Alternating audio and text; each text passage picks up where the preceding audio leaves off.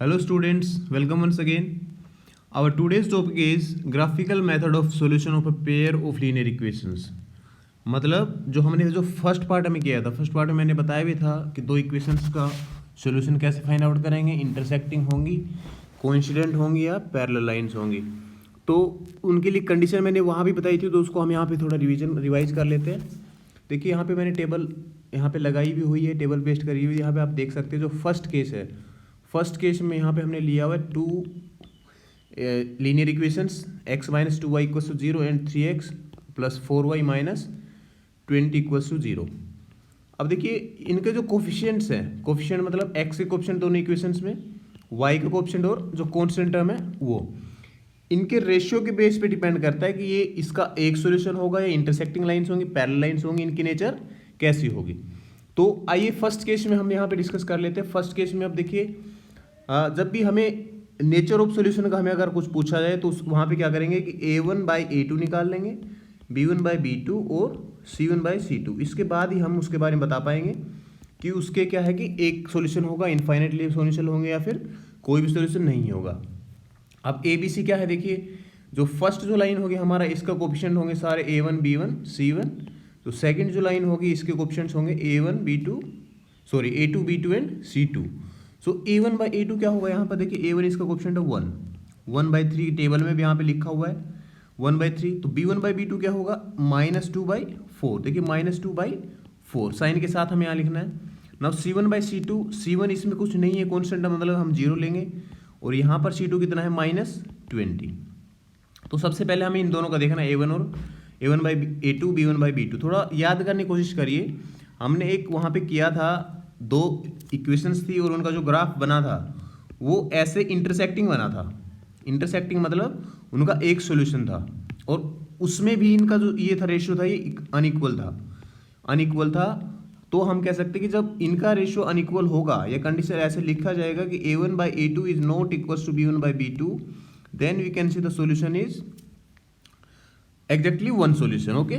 And lines, those lines are intersecting, ये हमारे यहाँ पे हो जाएगा इंटरसेक्टिंग लाइंस होंगी। अब इंटरसेक्टिंग लाइंस होगी तो इसका मतलब क्या होगा कि उनका एक सॉल्यूशन होगा, क्योंकि इंटरसेक्ट जहाँ पे करेंगे, जिस पॉइंट पे इंटरसेक्ट करती हैं वही पॉइंट उन लाइंस का सॉल्यूशन होता है।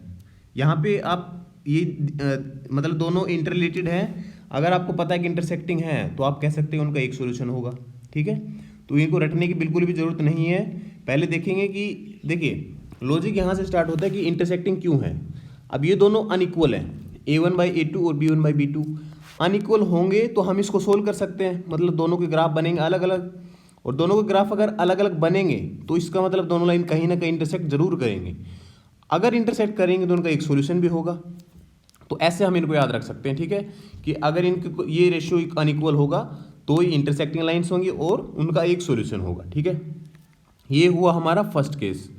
अब सेकंड जो केस है, सेकंड केस यहाँ पे देखिए इनका रेशियो जो है a1, पहले हम यहाँ पे इक्वेशन लिख लेते हैं, same equation 2x + 3y - 9 equals to 0, then 4x + 6y - 18 equals to 0। यही हमने उस दिन भी किए थे, इसका सोल्यूशन वहाँ पे निकाला था। तो वहाँ क्या आया था कि कोइंसिडेंट रेज में हमारी बनी थी। कोइंसिडेंट रेज मतलब एक दूसरे के ऊपर ऐसे ही, ठीक है। तो उस केस में देखिए मैंने बताया कि जहाँ भी दो लाइन इंटरसेक्ट करेंगी तो वो उसका, अगर ये दोनों ये लाइन इंटरसेक्ट करती है इस पॉइंट पे तो ये इसका सॉल्यूशन होगा। बट जब दो लाइन एक दूसरे के ऊपर होंगी तो उस लाइन पे हर एक पॉइंट ही उन दोनों का सॉल्यूशन होगा। तो इस केस में क्या करेंगे कि अगर a1/a2 equals to b1/b2 equals to c1/c2, अगर ये कंडीशन होगा, इन तीनों का रेशियो इक्वल होगा, मान लीजिए यहाँ पे देखिए 2/4 है और ये होगा 3/6 और यहाँ पे आएगा -9/18, तो इनका रेशियो क्या होगा 1/2। तो रेशियो 1/2 इक्वल हुआ, इसका मतलब क्या होगा कि दोनों कोइंसिडेंट लाइंस होंगी। और अगर कोइंसिडेंट लाइंस हुई तो कोइंसिडेंट लाइंस का कहते ही हमें पता चल जाना चाहिए कि वहाँ पे कितने सॉल्यूशन होंगे, इनफाइनाइटली मैनी सॉल्यूशंस, ठीक है, इनफाइनाइटली मैनी सॉल्यूशंस, ठीक है। ये आप लोगों को पता होना चाहिए। तो ये भी देखिए रटने की इनमें बिल्कुल भी जरूरत नहीं है, लॉजिक से चलेंगे। फर्स्ट मैंने बताया कि कैसे, और सेकंड भी मैंने बता दिया। अगर तीनों सोल्व होंगे, अब देखिए अगर इनका रेशियो इक्वल होगा तो ग्राफ भी हम बनाएंगे एक, तो एक दूसरे के ऊपर बनेगी इनकी लाइन, तो इनका एक सॉल्यूशन तो हम फाइंड आउट कर ही नहीं पाएंगे। इसका मतलब क्या होगा कि दोनों कोइंसिडेंट लाइंस होंगी, और कोइंसिडेंट लाइन अगर होंगी तो उसका हर एक पॉइंट पर, लाइन का हर एक पॉइंट दोनों लाइंस का सॉल्यूशन होगा। इसका मतलब हम कह सकते हैं कि there are infinitely many solutions. इसके बाद थर्ड जो केस आएगा हमारा, थर्ड केस देखिए, कुछ लाइंस ऐसे भी होंगे एक दूसरे के पैरेलल जाएंगे, और पैरेलल लाइंस में अगर होंगी तो इसका मतलब वो दोनों लाइन कहीं एक दूसरे को इंटरसेक्ट नहीं करेंगी, और इंटरसेक्ट अगर नहीं करेगी तो हम कह सकते हैं कि उसका कोई सॉल्यूशन भी नहीं होगा। अब ये किस केस में होगा, A1 इनका रेशियो का देखेंगे हम यहाँ भी। मान लीजिए हमारे पास दो लाइन गिवन है, x + 2y - 4 = 0 and 2x + 4y - 12 = 0। अब देखिए यहाँ पे हमें क्या करना होगा कि यहाँ पे हमें ये रेशियो देखना पड़ेगा। A1/A2 का क्या रेशियो है, 1/2। देन B1/B2 का क्या रेशियो है, 2/4। देन C1/C2 का क्या रेशियो होगा, -4/-12। तो इन दोनों का इक्वल होगा, देखो 1/2 आएगा यहाँ भी, और यहाँ आएगा 1/3। तो ये डिफरेंट है और ये दोनों सेम है, मतलब x और y के अगर कोफिशिएंट्स इक्वल होंगे, बट जो कांस्टेंट टर्म का जो ये रेशियो ये अनइक्वल होगा, तो हम कहेंगे ये केस कौन सा बनेगा हमारा, पैरेलल लाइंस। जैसे पैरेलल लाइंस जैसे रेलवे ट्रैक होंगे हमारे, वो पैरेलल लाइंस वो कभी भी एक दूसरे से मिलते नहीं और इक्वल डिस्टेंस है। और अगर पैरेलल लाइन है, मैंने ऊपर भी बताया कि पैरेलल लाइन होंगी तो कहीं भी इंटरसेक्ट नहीं करेगी, और अगर इंटरसेक्ट नहीं करेंगी तो हम कह सकते हैं कि उन दोनों लाइंस का कोई सॉल्यूशन नहीं होगा। तो ये भी रटने की बिल्कुल जरूरत नहीं है हमें। पैरेलल लाइंस का मतलब होगा कि कोई सॉल्यूशन नहीं होगा, लॉजिक है इसके पीछे कि कोई भी लाइंस का सॉल्यूशन तभी होगा जब दोनों लाइंस इंटरसेक्ट करेंगी। But in case of parallel lines never intersect, so we can say there is no solution of those two lines. तो बिल्कुल सिंपल है, देखिए तीनों केस आपको समझ में आ जाना चाहिए। अब इन्हीं तीनों केस से एक ना एक क्वेश्चन पक्का पूछा जाता है, वहाँ पे आपको इक्वेशंस दे देंगे और वहाँ पे आपको देखना होगा कि ये इनका रेशियो इक्वल है या कौन सी कंडीशन को सेटिस्फाई करता है। बहुत सारे बच्चों को कन्फ्यूजन इसी में होगा कि कौन सी पैरेलल लाइन का केस होगा, कौन सा इंटरसेक्टिंग और कौन सा कोइंसिडेंट लाइंस। तो आपको ध्यान रखना है, अगर तीनों अनइक्वल होगा तो एक सॉल्यूशन होगा, ऐसे ध्यान रख सकते हैं। देखिए आप, अगर तीनों रेशियो अनइक्वल हुआ तो वो होगा वन सॉल्यूशन, ठीक है। अब अगर सारे ही इक्वल हुए तो होंगे इनफाइनाइटली मैनी सॉल्यूशन। अगर स्टार्टिंग वाले दो इक्वल हुए और बाद का एक नहीं हुआ तो होगा नो सॉल्यूशन, ऐसे आप ध्यान रख सकते हैं। अब देखिए इसमें इसके बाद में बात आती है consistent lines, consistent pair and inconsistent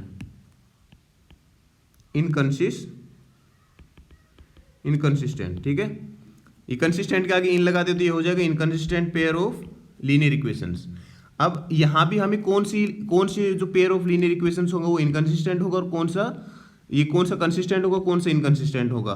तो हम सिंपल यहाँ पे कह सकते हैं कि जिनका सॉल्यूशन है वो लाइंस वहाँ पे हो जाएंगी कंसिस्टेंट, क्योंकि कई बार आपसे पूछेगा कि कौन सी लाइंस, मतलब पूछेगा आपसे कि ये लाइन इंटरसेक्टिंग होगी या फिर नॉन इंटरसेक्टिंग होगी या पैरेलल या कैसी लाइन होगी। कई जगह पूछोगे कि कंसिस्टेंट है या फिर इनकंसिस्टेंट।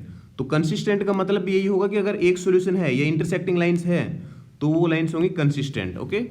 और नो सॉल्यूशन होगा, अगर नो सॉल्यूशन होगा तो वो हो जाएंगी इनकंसिस्टेंट।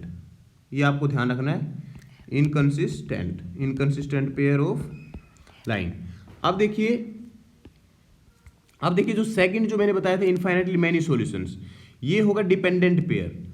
इसको अगर आप कहेंगे उस केस में कि ये होगा dependent pair of linear equations, ठीक है। ये आपको ध्यान रखना है। आपसे ये भी पूछा जा सकता है कि ये बताइए कोइंसिडेंट लाइंस होंगी या इनफाइनाइटली मैनी सॉल्यूशंस, या फिर पैरेलल लाइन होंगी, या फिर आपसे पूछा जा सकता है कि कंसिस्टेंट होगी, इनकंसिस्टेंट होंगी, या फिर डिपेंडेंट पेयर होगा। तो आपको ये ध्यान रखना है, कि कौन सी लाइंस क्या होंगी, ठीक है। अब देखिए इस बेस पे कुछ क्वेश्चंस कर लेते हैं। कैसे क्वेश्चन आएंगे वो मैं यहाँ पे आपको कुछ करवा देता हूँ, बाकी आपके लिए सारे प्रैक्टिस के लिए रहेंगे, वो आपको खुद करना है। मान लीजिए अब देखिए जो मैंने बताया था ऊपर कि ज्योमेट्रिकली उनका सॉल्यूशन कैसे फाइंड आउट करना है, वो तो हमने पिछले पार्ट में भी कर लिया था। तो आप वहाँ से देख सकते हैं दोबारा कैसे करेंगे कि दोनों लाइन्स का ग्राफ बनाएंगे, ठीक है, 2-3 सॉल्यूशन निकाल के। अगर वो दोनों लाइन इंटरसेक्ट कर रही हैं तो उसका एक सॉल्यूशन हो जाएगा। अगर पैरेलल लाइंस होंगी तो कोई सॉल्यूशन नहीं होगा। अगर एक दूसरे को कोइंसिडेंट रहेंगे तो इनफाइनाइटली मैनी सॉल्यूशंस। तो वैसे आप कर सकते हैं। अब यहाँ पे जो मैंने इनका रेशियो को बताया है, आपको रेशियो को बताया है, इस बेस पे बता सकते हैं कि हम पैरेलल लाइन्स होंगे, कैसी लाइन्स होंगी। तो उस बेस पे देखिए कैसे क्वेश्चन आपसे पूछे जाएंगे। यहाँ पे कह देगा कि on comparing the A1 by A2, B1 by B2 and C1 by C2 ratios, find out whether the lines representing the following pair of linear equations intersect at a point are parallel और coincident. ठीक है, यहाँ पे आपको कोई pair दे देंगे और पूछेगा कि आपको बताना है उनके रेशियो कंपेयर करके कि वो इंटरसेक्टिंग होगी, पैरेलल होंगी या फिर कोइंसिडेंट रेज होंगे। और यहाँ पे कौन क्या इक्वेशन दी हुई है हमें, इक्वेशन मान लीजिए हमारे पास है 6x minus 3y plus 10 equals to 0 and 2x minus y plus 9 equals to 0।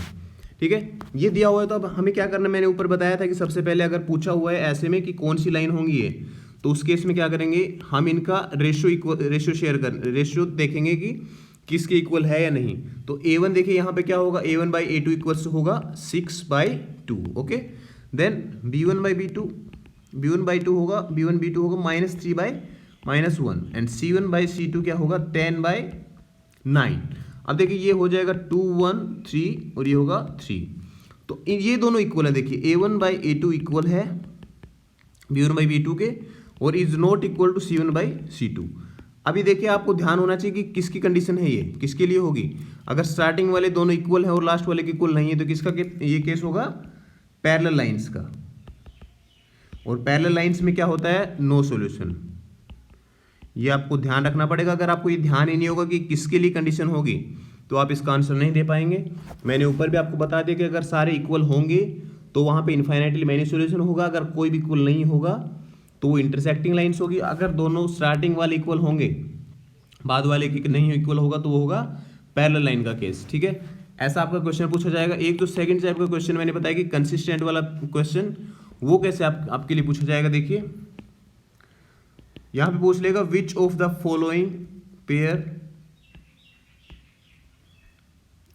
Following या फिर यहां पे सिंपल आपको कहेगा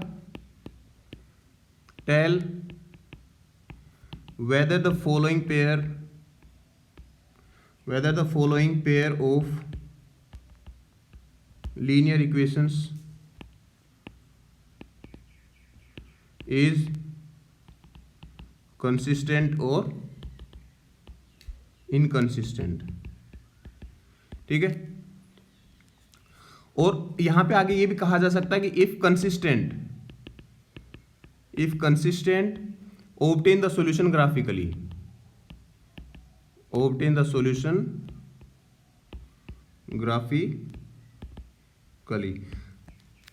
अब और यहाँ पे इक्वेशंस आपको दे देंगे x plus y equals to 5 और एक होगा 2x plus 2y equals to 10, ये आपके लिए दे देंगे। अब देखिए अगर आप ध्यान से देखेंगे तो ये जो कंसिस्टेंट और इनकंसिस्टेंट वाला जो पार्ट है ये क्वेश्चन में ही इसका आंसर दिया हुआ है।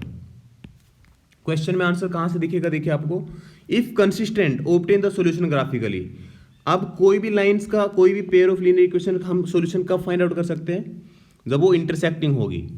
और इंटरसेक्टिंग कब होगी, जब उनका रेशियो इक्वल नहीं होगा। इसका मतलब क्या है कि कंसिस्टेंट कब होगा वो, अगर इंटरसेक्टिंग लाइंस हुई तो हम कहेंगे कि वो कंसिस्टेंट भी है। ठीक है, तो क्वेश्चन को भी ध्यान रखना, क्वेश्चन में यहाँ पे आंसर है देखिए। और इनकंसिस्टेंट कौन सा होगा, जब कोई सोल्यूशन वहाँ पे नहीं होगा तो हो जाएगा इनकंसिस्टेंट, सिंपल है। तो यहाँ पे आंसर में क्या करेंगे, इनका रेशियो देखेंगे। A1 बाई A2 कितना है 1/2, B1 बाई B2, B1 क्या है यहाँ पर y का रेशियो y का कोफिशिएंट, और B2 क्या है जो सेकंड इक्वेशन हमारी इसमें y का coefficient 2, then C1 by C2 equals to 5/10, ये भी हमारा क्या होगा 5/10। अब तीनों इक्वल हैं, देखिए ये तीनों इक्वल हैं, तो ये क्या हो जाएगा हमारा केस, कौन सा केस होगा बताइए, infinitely many solutions. Okay, infinitely many solutions मतलब ये होंगी कोइंसिडेंट लाइंस। और कोइंसिडेंट लाइंस के लिए क्या कंसिस्टेंट हो रहा है, इनकंसिस्टेंट। मैंने आपको बताया उनको डिपेंडेंट पेयर बोलते हैं, मतलब वहां पे कहेंगे नॉट कंसिस्टेंट, ठीक है, not consistent. Okay, dependent pair हम कह सकते हैं। तो ऐसे आप कर सकते हैं। अगर मान लीजिए यहाँ पे आ जाता आपका कंसिस्टेंट पेयर का, हम यहाँ पे अगर एग्जांपल लेंगे तो कोई भी दो लाइन्स यहाँ पे लिख सकते हैं। मान लीजिए 2x + 3y = 6, और मैंने यहाँ लिख दिया 7x + 9y = 8, ठीक है। अब इनका देख लीजिए रेशियो, 2/7 होगा A1/A2, और B1/B2 क्या होगा, 3/9 होगा, C1/C2 क्या होगा, 6/8। All the ratios are different, it means this pair is consistent. Simple है बिल्कुल। कंसिस्टेंट मतलब इंटरसेक्टिंग लाइन होगी, और इंटरसेक्टिंग लाइन अगर हैं तो हम इनका सॉल्यूशन इजीली फाइंड आउट कर सकते हैं। कैसे करेंगे, दोनों जो इक्वेशन है इनका 3 सॉल्यूशन ऐसे यहाँ पे फाइंड आउट कर लेंगे, एक्स वाई के लिए, एक्स और वाई की, और उनको फिर कार्टेशियन प्लेन में ऐसे रिप्रेजेंट करेंगे। रिप्रेजेंट करने के बाद जहाँ भी वो कट करेगा जिस पॉइंट पे, वही पॉइंट होगा इन दोनों लाइंस का सॉल्यूशन। सिंपल है, ठीक है। तो कंसिस्टेंट अगर होगा तो उसका ग्राफिकली हम फाइंड आउट कर लेंगे ऐसे, और अगर इनकंसिस्टेंट होगा तो वहाँ पे सिंपली लिख देंगे that the pair of linear equations is inconsistent. तो ऐसे ही रिलेटेड आपके यहाँ पे क्वेश्चंस दिए हुए एक्सरसाइज में, वो आपके लिए होमवर्क है। अब ये तो हमारा एक जो ये इसका सॉल्यूशन का, इसका सोल्व करने का पेयर ऑफ लीनियर इक्वेशंस का एक हमारा मेथड था ग्राफिकली, ठीक है। अब नेक्स्ट वीडियो होगा उसमें हम पढ़ेंगे और बाकी जो मेथड्स हैं, सब्स्टिट्यूशन मेथड, एलिमिनेशन मेथड, और वो जो जितने बाकी बचे हुए मेथड वो हम नेक्स्ट वीडियोज़ में डिस्कस करेंगे। तो आज की वीडियो में इतना ही। इससे रिलेटेड सारे क्वेश्चंस आप प्रैक्टिस करेंगे। I hope you like the video. Thank you, take care and keep doing maths.